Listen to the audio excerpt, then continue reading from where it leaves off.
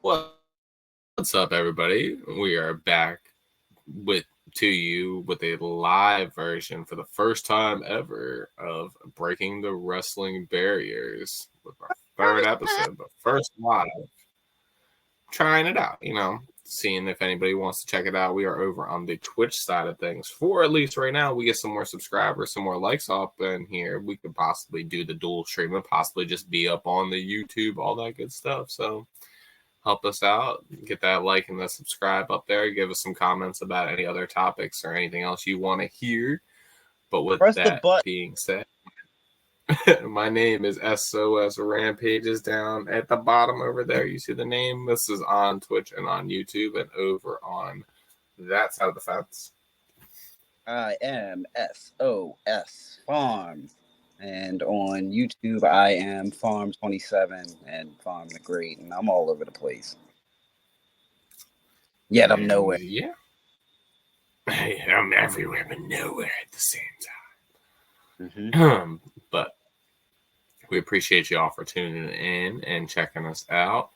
We, as we usually do on this, show, just kind of going over these current topics in wrestling on both sides of the fence, whether that be WWE and or AEW, mainly and just to kind of cover both sides of things, aka breaking down those wrestling barriers, because you can be fans of both sides of things, as is being more prevalent now and as is a nice, feeling now. It's getting more comfortable. Everybody's working together and it's getting a little bit better.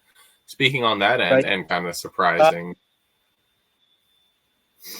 and surprising kind of Farm, because this is not a topic that I had brought up to him prior, which is kind of, different than usual because I usually bring most things up to him beforehand as we talk in the locker room and stuff like that. But speaking of breaking those wrestling barriers, coming out with an interview today, Rob Van Dam talking about his new Legends deal that he has signed that allows him to still work matches for AEW possibly. So having this open deal where he's doing, they can't make action figures over him, in AEW. They can't put him in a video game. They can't, do different things, but he can work. And same thing with the independent locations and stuff like that. This is going to be opening up a huge deal and huge windows for a lot of people. And it's going to, it's exactly that part of that, breaking that wrestling barrier and seeing how that goes. And it's seeing, as long as nobody abuses it and nobody does anything wrong, it's going to be very, very interesting to see. But how do you feel about that information I'm dropping on you? Well, first of all, I love that news. That's great. But it's like the WWE's like, we don't want your body, but your image and your likeness, as long as we can use that, you can go out there and do whatever you want. Yeah. And that is very interesting and kind of a little bit worrying at the same time for Rob, because I think that that's a lot of showing, as WWE has done in the past with like certain people when they've had issues with like drugs or different health issues, of they're not safe to work for us, so we're not going to let them work, but you can do other things, whereas other people kind of let people kind of work, no matter what, it seems You're like. talking about Kurt Angle and TNA? Yeah. The rumor and innuendo behind that is kind of where that went. So no, I feel you. No, that's their regiment. Yeah, but either way, going to the current product now. I mean, you see in the background we had Bad Blood recently, as well as the fallout from that kind of happening, with CM Punk coming out and saying he's taking a break for a little bit and then getting interrupted by, Seth Rollins. The match itself, a brutal match. I can see why he needs the time. I'm sure Drew is probably going to take time as well. I mean, from start to finish, I can't remember what, that's why I was giving him his props the entire time. He proved himself. Both of them did. Yeah. Yeah, I saw that Drew needed like 15 staples in his head. Yep, and they showed that live. He was cursing. It was kind of cool to see that transpire, even though it was a little on the cringier side. But hey man, it's Hell in a Cell. Yeah, it was a little hard to watch at times, but it definitely was interesting as far as seeing them after the fact and seeing what was selling and what was not, as far as especially with Punk. Because initially I thought it was a lot worse. I thought he was a lot more hurt, but looking back at it, it might have been selling, and it might have been WWE getting me again and Punk getting me again. But I don't know. It looked rough at first. I'm sure he felt it. Yeah. So, and then, like I said, Seth Rollins coming out and confronting him, setting up. I would assume that they're kind of saving that for like a Survivor Series. That's maybe having them do the team thing. I mean, I would love, we're getting our War Games match again. I would love a classic Survivor Series match led by Team Captain Punk, Team Captain Rollins. Like, that's that. I know I'm not the only one that's craving that. I don't need SmackDown versus Raw again. There used to be storylines where you can make, your own teams, get your own people behind you. You have to use, like, especially with those two polarizing people, imagine those skits of Punk going to ask people that he's, bad mouthed in the past or had issues with in the past. Same thing with Rollins. Rollins has screwed so many people over, and just having to be like, hey, no, but like, remember that time I helped you too. I got one too. Punk recruits his team from people from NXT. That's true too. I mean, there's a lot of ways that you can pitch this, as far as like, there's a lot of also. Seth is the first NXT champion, so he could also go down there and recruit people. Either way, it's just better than just having that classic one-on-one match, because and that saves WWE that one-on-one match for Rumble if they're still trying to use that. Like, get that Survivor Series match down, and then go to Rumble and have the one-on-one. So WrestleMania. What, for Seth and Punk? Yeah.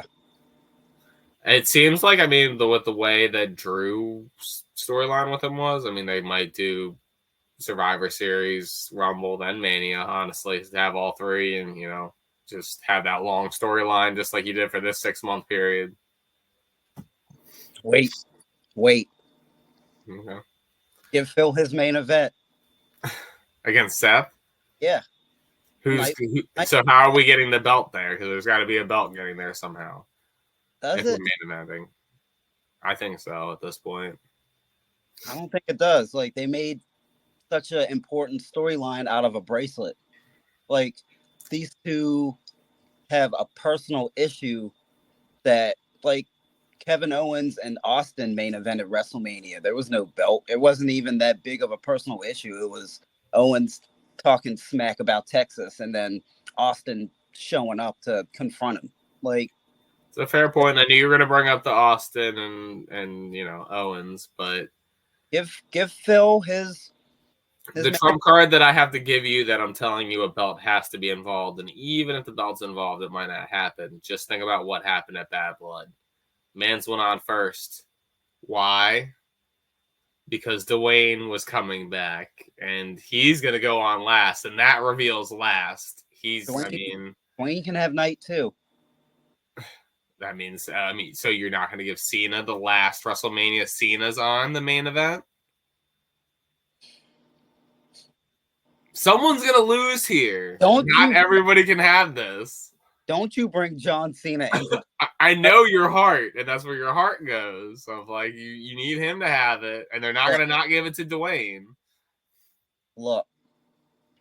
All right, so who's losing it? Is it Punk or Cena? Rock's messing everything up again. Look, I'm just saying, give Phil his main event, and Angry Phil is gone. Then he's just happy Phil. Then he's just helping people from the rest of time. We don't have a Bret Hart situation. That's fair. That's all. Just that's all he wants. Just give me what I want. He's earned it. He had to go through all that and come back. He's eating some shit. He's eating some crap, and he's gotten used to it. Come on. Come on. Just give it to him at this point. Yeah. You're gonna make him wait another 3 years? He's old and he's tired.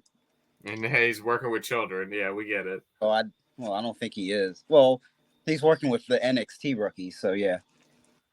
A big thing. I mean, obviously on Raw we had a really, really hard hitting match between Sheamus and Pete Dunne and Donnybrook match. Please check that out. Obviously, if you haven't, it's amazing match. A big thing that's been teased throughout is these new vignettes that are happening and these new, a big one that obviously people know is happening now because of all the rumors is the Motor City Machine Guns. How do you feel about the guns coming to WWE? How do you think that they're going to fare? Like, I will preface, I guess, with so I can give you time to conduct yourself and figure yourself out. I am very nervous about the guns because it's the same way I was very nervous about if the Bucks were to ever go over. It's the size thing. It's how I think Triple H is in a better spot now, but I think that there's still. I mean, looking at it right now, as far as and people are not complaining necessarily, but talking about how the Bloodline have the tag team belts right now. But you have the Street Profits, you have Ciampa, you have DIY, you have it's you have other tag teams, but it's still the main event storyline, and that's something that WWE has always kind of done. Is no matter how much focus they've put on the tag belts at different times, the main event storyline, whether it be 6 months down the line or 9 months or a year and a half, the main event storyline is just like, hey, we're here now, we're gonna take these, and yeah, you guys can sit over there. And that's usually generous for it to be 6 months. It's usually less than that. There's usually them being involved and dabbling in either getting the belts or really diluting that division a little bit. So I'm very excited to see their work and what Triple H lets them do. Also, on top of that fact, I'm also very nervous because I don't think that they can split them up. I don't think that Shelley's going to be able to work by himself. I don't think Saban's going to be able to work by himself. It's just I love their style, and I think it would be great if it did work. And I think they could do a lot with them, especially Shelley, the way he's been working lately. I think they would have another Brian. I mean, he's got that technician in him. He's got that selling ability in him. But I don't know. It's really going to depend on how Triple H is with them. I think one, it's about time that they finally made it here. But two, I think this is how both Triple H and they both see it as like this is their retirement plan. Like, he's gonna build them up the same way he did DIY. He's gonna make them like a strong combination, and then eventually they're gonna retire, and they'll probably both become trainers or like backstage agents, and like that's really when Triple H is gonna like. That's really what he wants them for, and he's gonna let them go out there and have their big moments, and then eventually they'll get into the Hall of Fame and they get to end their career at the biggest stage of all. And yeah, I could see definitely them doing it now that you mentioned that. I mean, that makes sense as far as the training wise, as well as maybe not DIY, but I see them as like a Dudley's or a Hardy's, and maybe Triple H sees them on that light because he respects tag teams so much, and he knows that the fan base, we really do see them in that light of like they might not be top 5, but they're definitely top 10, and that's saying something for tag teams all time. Like that is saying something as far as them being on that list and them being regarded as that. So them getting that 6 months to year, just come in hot, maybe even win the belts for a second, then drop them, and then retire and go off on sunset. Like we don't need to see you. They've got that old school wrestler appeal to them now, where it's like they can appear for the first time and they can say we won championships all around the world and everywhere we've been, and now we're here, and like that's an actual true fact. So it's like, okay, now even if you never heard of them, you're like, okay, so these guys are good and they're here to win the belts. And then they'll probably like run into like AJ backstage, and he'll be like, "Oh man, I haven't seen you guys in a while." Like, "Oh, AJ knows them from back in the day." Okay, so they always have ways of setting up things, or like they'll run into Kevin Owens and he'll give him a look, and he'll be like, "Oh, what happened with him?" They're sneaky. Yeah, I mean that's, and especially with like them having TNA in their back pocket a little bit, that kind of helps out. Yeah. Last thing on WWE, and then we will, go on over to the other side of the wrestling fence. With Dwayne showing back up at the end, a lot of people are speculating and having that rumor because it's right around the corner. Do we possibly see The Rock in War Games? Spectacle would be great. It would be an all-time moment. But thinking about his schedule, thinking about how that's a brutal match. He's going to be in there with so many professional / family at that point. So, like, I think if anybody's going to take care of him, he's with the people that are going to take care of him. But we also know how he works. Like, if he's going to work, he wants to be in that. He wants, especially with this final boss. But, I mean, think about that final boss being the last man to come out of the War Games. And just that, the spotlight coming down. Like, it would be a moment. It would be huge. Yeah. I mean... Oh, how invested is the Rock right now? I mean, like, he came back for a reason. He could showed himself for a reason.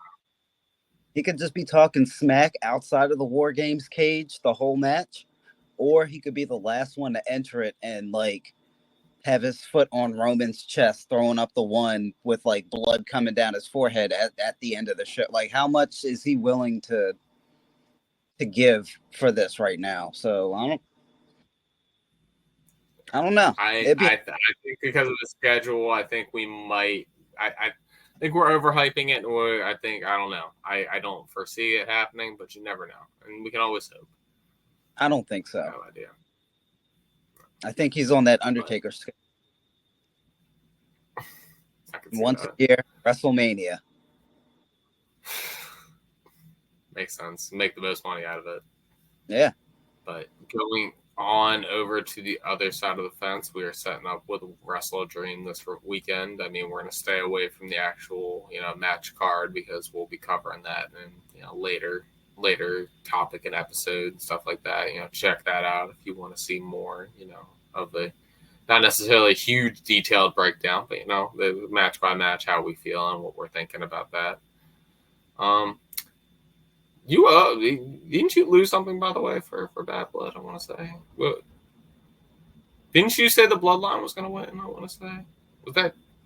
Who did you say that was going to win? I don't know. We're going to check the footage. We're going to check the footage later. You said, I feel like you claimed something. Yeah, I probably owe you a green tea.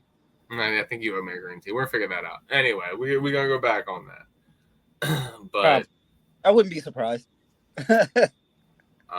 With Dynamite just happening, it was a really good show as far as, setting up as well as they can for Wrestle Dream. They really pitched it as possibly Brian's last show on national television wrestling as a full-time wrestler. I mean, and he wrestled it like it might be, and it was a very, very good showing from everybody involved, and really put over Wheeler Yuta at the end, which was good, but it's gonna be hard to watch on Saturday because it really does feel like the time, and it feels like the one, and it feels like everything's happening.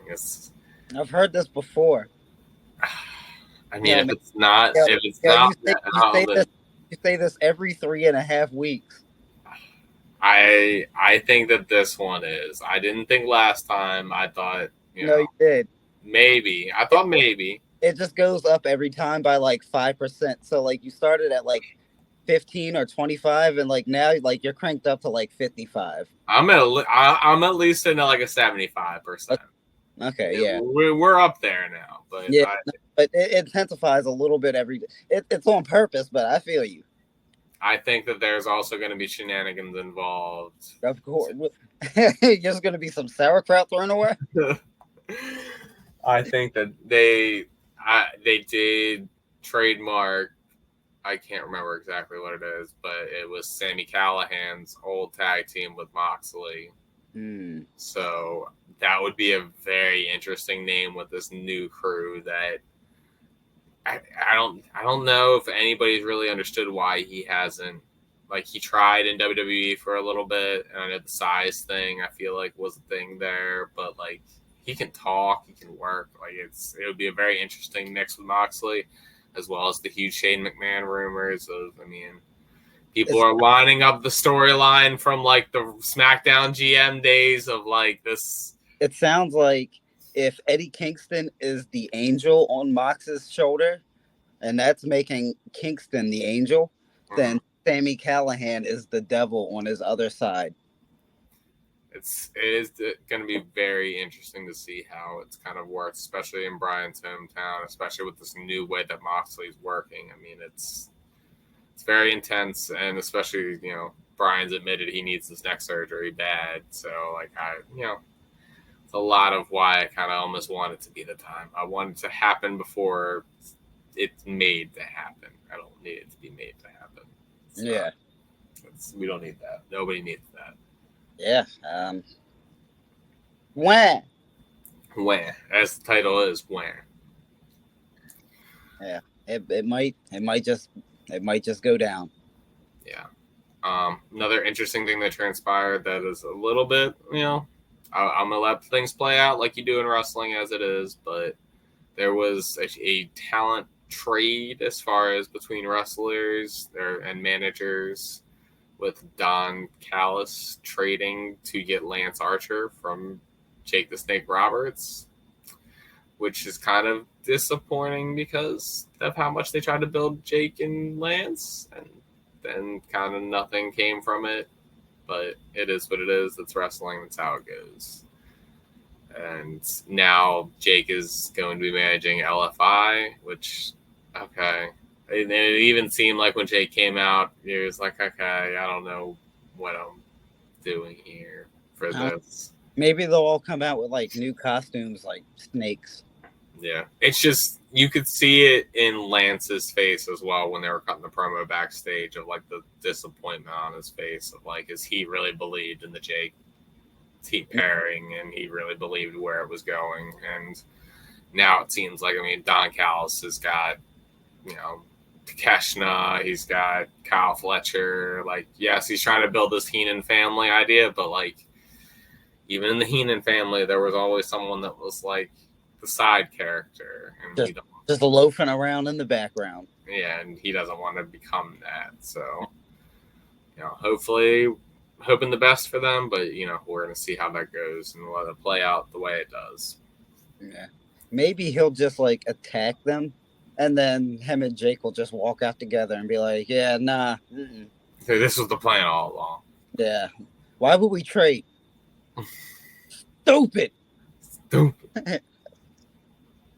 And then another thing, well, speaking on that, rewind and hop back over the fence real quick, because we brought up stupid, and I don't even think you've probably seen the clip yet. Big shout out to Randy and his growth. Because Mans at NXT messed up that RKO really, really, really bad. Oh, yeah? Yeah, he tried to do like a twirling springboard, and he just botched it completely. Randy just picked him up and hit him with a regular RKO. And the guys, because Mans after was like, I'm so sorry. I'm so sorry. Because he knows from the internet, stupid. Like, Mans has literally ruined careers because you botch on him. Yeah. And this is not a one-time thing. This is a multiple-time thing with multiple people. Kofi, Kennedy. It's a trend. And that's a lot of K's, bruh. Huh? That's a lot of K's, bruh. Well, I get you. Kofi, Kennedy. Like Randy, I had a problem with Randy for like 12-ish years, and he's changed in the last few years, and he's matured. He definitely has. I don't have a problem with him no more. Yeah, and it shows in that moment of like, this is a young kid. He just wanted to hit a good spot. Like, no one's trying to sandbag you at this point. Everybody respects you for who you are. Like, just kind of roll with the punches and be a professional. That's what he did. Yeah. And to just give him that dab and to give him that like hug after and just be like, nah, this is all good, kid. You try. Yeah. And so that's what I said. Going back over to the other side to finish on up on the AEW side. what ended up happening was there was a backstage segment with Private Party and Renee Paquette, and Stokely Hathaway came over, and he, gave his services over to Private Party, had offered it, and they kind of declined him, saying, and this is true, and this is why I can respect Private Party for doing it. They said, it seems like Tony Khan has been like, hey, Private Party, go with Matt Hardy. Hey, Private Party, go over here. Hey, Private Party, be bad guys over here. Hey, go over here and do that. Like, they're kind of that great utility act of, like, they can be baby faces, they can be heels. Everybody loves them. They have charisma. So that's why they're like, now we're doing things on our own. But I also think that could turn to be the reason that they lose, and Stokely getting involved and maybe bring a new tag team, maybe going with the Bucks. I don't know. Just seeing, what do you think might be the what do you think might be transpiring? What do you think that might be leading to?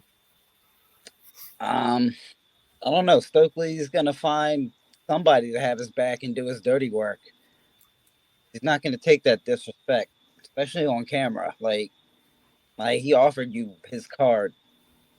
Like, the least you could do is like take it and walk away. Like, to turn him down like that. Like, oh, them's fighting whites. Mm-hmm. Like, now, hey, now he's got to roll up his sleeves, and I don't know. He might find the APA.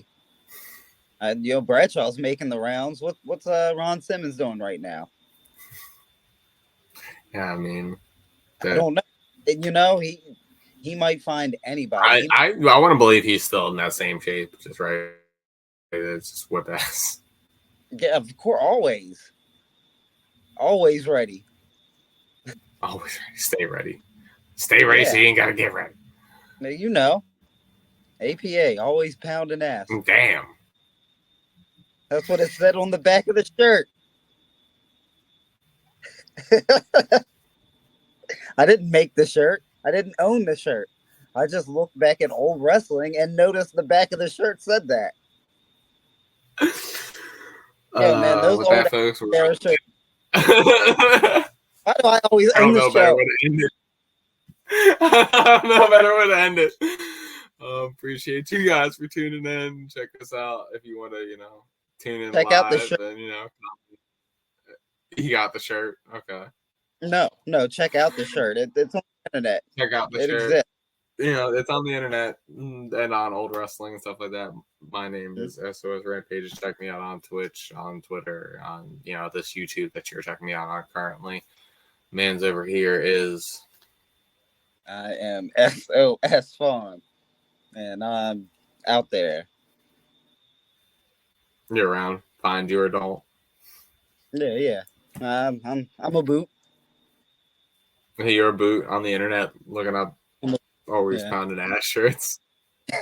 Apparently. I don't have the shirt. I might have the shirt. I might get it. You're gonna look it up now and be like, how much is that shirt? I think I have to now start wearing it at the wrestling shows. Hey, nice shirt. If enough people comment on this video, he will get the shirt. I'll get that always. APA shirt. I don't need people making clips. On the next video if we get enough comments and likes. But I appreciate y'all for tuning in. And with that being said, we'll catch you next time. Peace.